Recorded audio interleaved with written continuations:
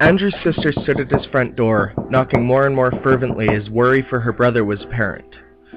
This was her routine on a weekly basis, as Andrew's threats of suicide were voiced only to her. He was seeing a psychiatrist on a weekly basis, something that was going nowhere. Andrew was on a cocktail of antidepressants, enough meds in one dose to make any regular person maintain a zombie-like state of mirth for life. These meds were killing him slowly, something that hurt Jean to the very core. She had suffered similar symptoms to that of her brother when she was his age, and was institutionalized repeatedly when no other course of action could be determined. After about 3 uninterrupted minutes of frantic knocking, the door opened and Jean went weak at the knees when she saw the state her brother was in. He was gaunt and pale, nothing but skin and bones. She knew what was happening and stifled a sob. He was nearing the end, and that was just too much to bear. She pushed past him through the front door, pulling him inside with her. Andrew stared, befuddled, at his sister, a very vague look of recognition in his eyes. Without uttering a word, she went to the small bathroom and opened the medicine cabinet, her eyes growing wider still as she took in the vast diversity of his meds. Andrew appeared at the door and, as she shook her head, lost for words. Whipping her head to look as Andrew brushed against the doorframe, Jean let out a cry and grabbed as many bottles of pills as she could, dropping them on the floor just below the toilet. She madly uncapped each bottle and dumped the pills in the toilet, flushing every time. Andrew stared blankly throughout all of this, confused that this strange woman had barged into his home and was now destroying the one thing that was helping him. He thought he could recognize her, but his vision was slightly blurred.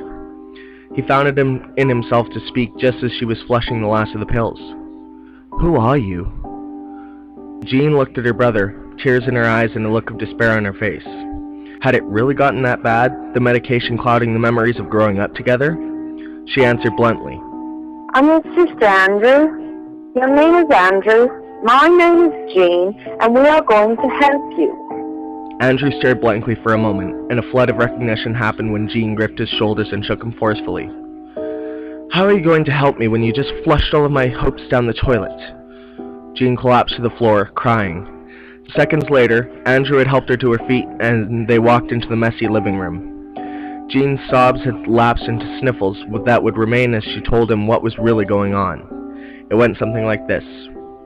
Back in the mid-80s, when she was 21, Jean went through a major depression. She would suffer from uncontrollable crying jags and fits, and in many of these fits, she would go for any sharp object she could, trying to end her life.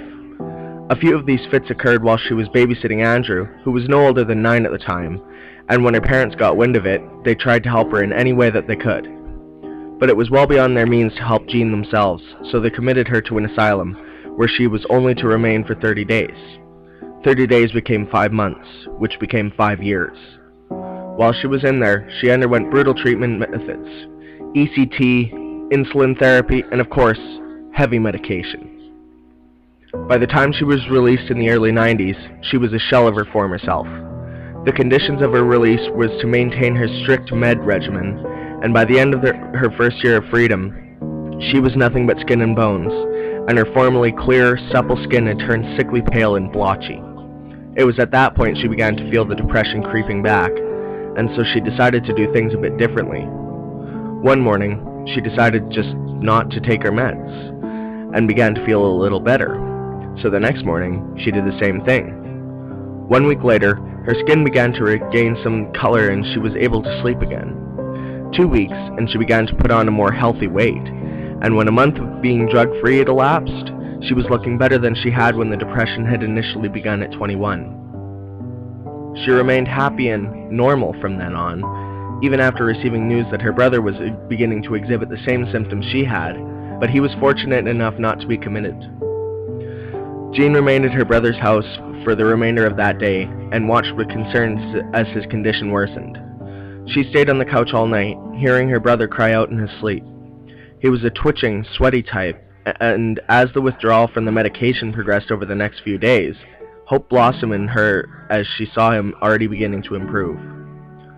1 week later, when she returned from a grocery run, she saw he was looking more like his old self, and when she walked in the door, she was met with a surprising hug accompanied by tears from her brother.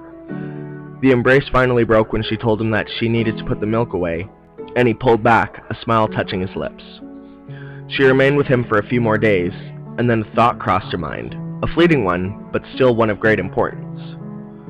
The morning following this revelation, over coffee, Jean suggested the plan. I think you need a change of scenery, she said. So what do you think about this?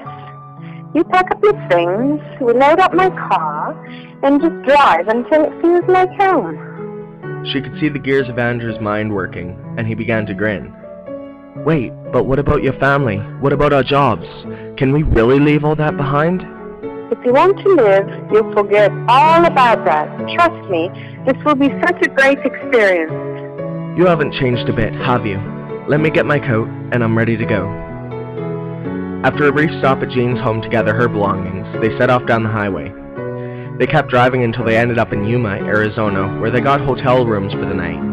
They hung out in Jean's room, watching a movie and laughing about the fact that they were almost like fugitives, leaving everything behind for the promise of freedom. When the movie was over, they ended up talking through the early hours of the morning, and it was 3 a.m. before Andrew stumbled to his room. Despite going to bed at such a late hour, Andrew knocked on Jean's hotel room door at about 6 a.m. She answered promptly, already fully dressed and raring to go. They caught a quick continental breakfast and were back on the road in no time. By the time they were running out of gas, they had already crossed the U.S.-Mexico border and ended up in the town of Puerto Peñasco. Driving around, they ended up near the ocean along the Malecón, where they stopped for lunch at the Satisfied Frog, birthplace of the Rocky Point iced tea. When they entered, they were greeted by the hostess who led them to a table along the wall with open windows that faced the ocean. No words needed to be spoken. They knew they had found their new home. After a big meal, they drove around looking for a place to rent and ended up in Las Conchas, where they found a condo for a relatively cheap price in Corona del Sol.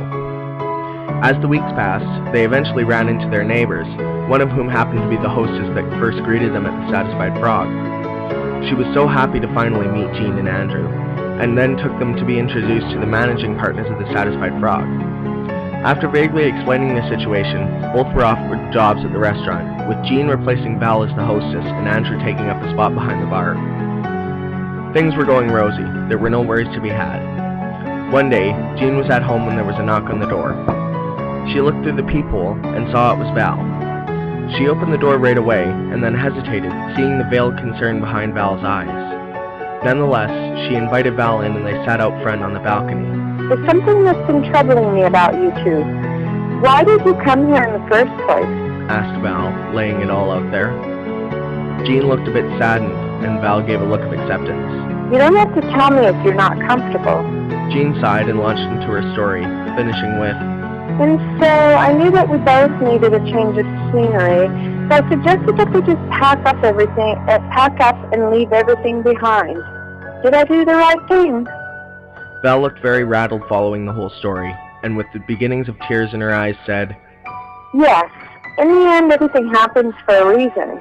If you ever need me, I'm here for you. Whatever you need, whenever you need me. Jean flashed a grateful glance at Val, hearing just what she needed to hear.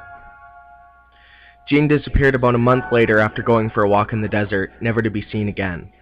Both her brother, Andrew, and her dearest friend, Val, were very hurt by this. One day, they were hanging out in Andrew's condo, Andrew with his girlfriend, Kate, and Val with her boyfriend, Jesus. The topic of Jean's disappearance came up, and as Andrew went on explaining details, after Val translated them for him, Jesus went pale.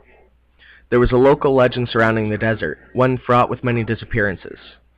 Jesus rapidly explained the legend to Val, who had to ask him to repeat himself several times so she could properly relay what was going on to Andrew. Without hesitating, Andrew begged Jesus and Val to take him to where all of the disappearances seemed to culminate. They talked about it through the afternoon, finally coming to a decision around 5 p.m.